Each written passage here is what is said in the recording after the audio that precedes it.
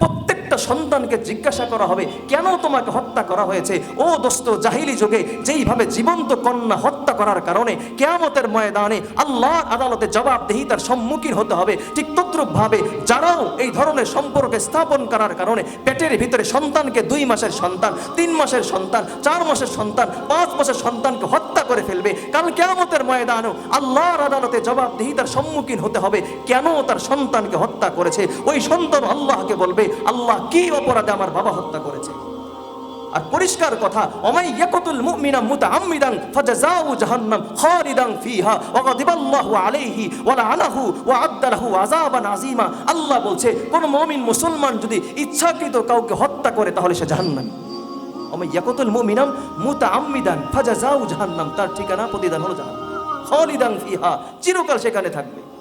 ওয়া গাদিবাল্লাহু আলাইহি ওয়া লাআনাহু, আল্লাহর পক্ষ থেকে লানত অভিশাপ, ওয়া'আদ্দা লাহু আযাবান আযীমা, তার জন্য যন্ত্রণাদায়ক শাস্তি, লাঞ্ছনাদায়ক শাস্তি আল্লাহ প্রস্তুত করে রেখেছে।